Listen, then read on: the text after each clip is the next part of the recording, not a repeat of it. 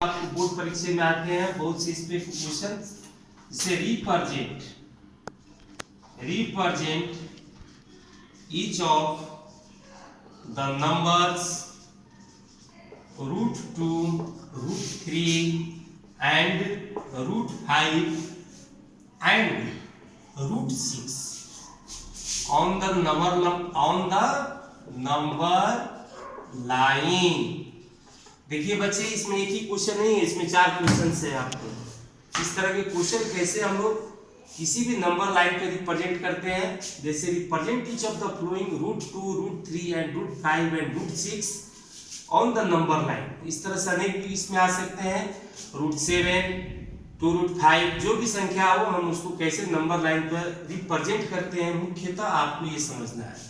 देखिए ध्यान से समझिएगा इस क्वेश्चन को, क्योंकि थोड़ा ही टेढ़ा मेढ़ा क्वेश्चन है। सबसे पहले इसके लिए हम लोग एक हॉरिजॉन्टल लाइन लेते हैं। देखिए ये आपका हॉरिजॉन्टल लाइन है और इस हॉरिजॉन्टल लाइन पे यहाँ पे मान लीजिए कि ये 0 है। देखेंगे कि ये जो नीचे की जो लेंथ होती है, जैसे 0 ये क्या है 1 है, और ये इसको हम 2 मान लिए, इसको हम 3 और इसको 4, इसको क्या मान लिए 5, राइट।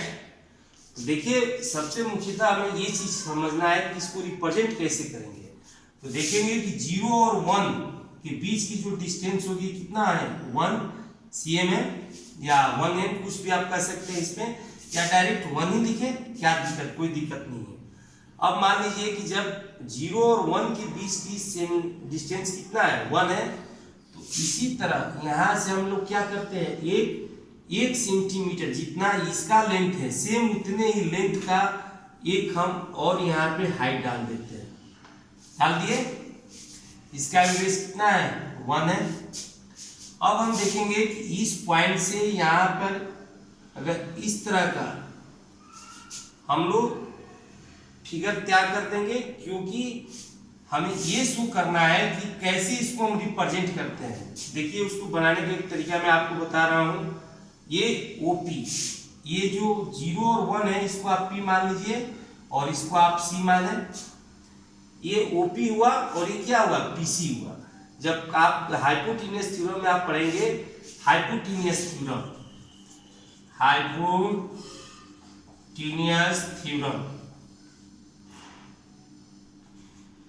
में आप पढ़ेंगे कि OC² इस भी क्या होता है OP का होल स्क्वायर प्लस PC का होल स्क्वायर।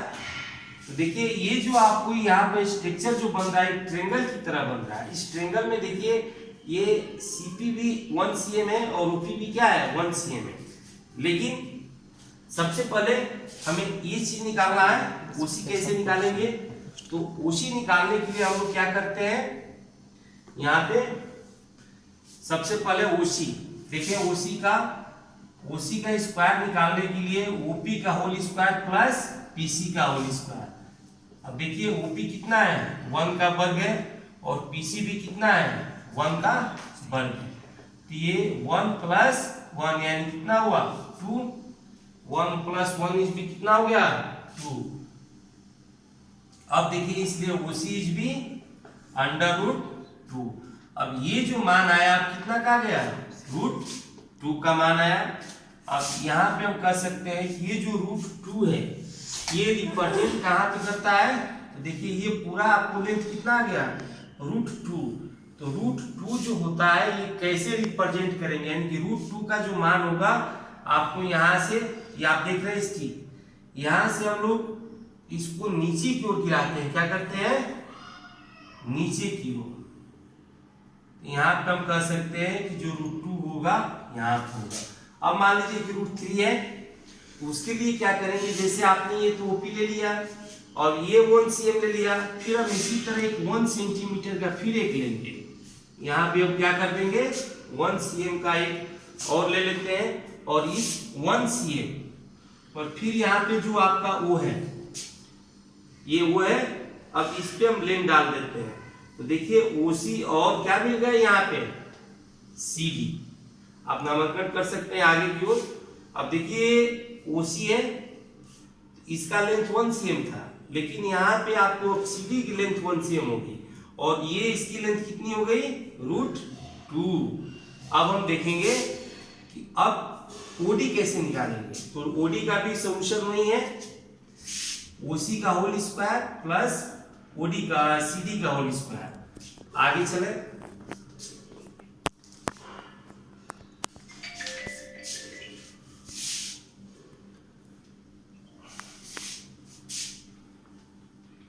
स्टेप पे देखे थे। सेकेंड स्टेप में हमें ये चीज निकालना है। कैसे निकालेंगे, OD का स्क्वायर कर देंगे। OD का स्क्वायर कितना होता है, OC का होल स्क्वायर और प्लस CD का होल स्क्वायर। OC आपको √2 का वर्ग प्लस CD कितना है 1 का वर्ग। तो √2 का अगर स्क्वायर करते हैं तो कितना होता है 2 और ये प्लस कितना हो जाएंगे 1, यानी कि कितना होगा 3। इसलिए OD भी कितना है √3।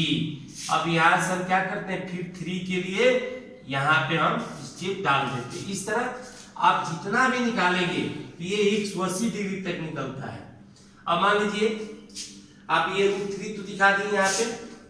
अब हमें अगले स्टेप में √5 भी दिखाना है, तो क्या करेंगे, सेम यही कंडीशन रहेगा उसमें। अब ये जो मान आया है आपका कितना √3, फिर हम यहाँ पे 1 सेंटीमीटर का और बढ़ाएंगे।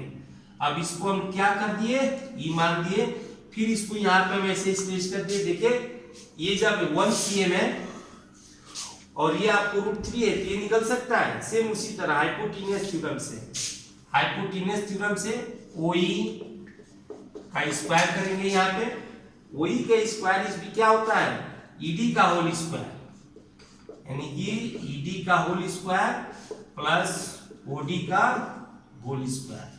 अब ED कितना है 1 cm प्लस OD कितना है √3 का स्क्वायर, यानी कि 1 प्लस ये कितना होंगे आपको 3, यानी कि कितने हो जाएंगे 3 हो जाएंगे। जब ये 3 हो जाएंगे, इसका स्टेप, जब ये 3 हो जाएंगे तो अब ये कितना होगा 4, इसलिए OE बराबर कितना होंगे 4 का स्क्वायर, यानी कि ये √4, तो 4 का वर्गमूल कितना होता है 2, यानी कि ये जो संख्या है ये यहाँ पे गिरेगा 2 पे, यानी कि यहाँ पे हम √5 को रिप्रेजेंट कर सकते। इसके तरह इसलिए मान लीजिएगा कोई आपको √6 का पूछ दिया, अब ये मान लीजिए √5 निकल गया। अब हमें √6 को कैसे रिप्रेजेंट करते हैं, तो फिर यहाँ से हम 1 सेंटीमीटर का एक लेंगे और फिर इसको यहाँ से ऐसे स्केच में मिला देते हैं। देखिए ये इसको हम F मान लिए। अब जब हम इसको F मान लिए तो फिर ये कैसे निकलेगा, ये मान लीजिए कि F 1 cm है और ये आपको OF निकालना है।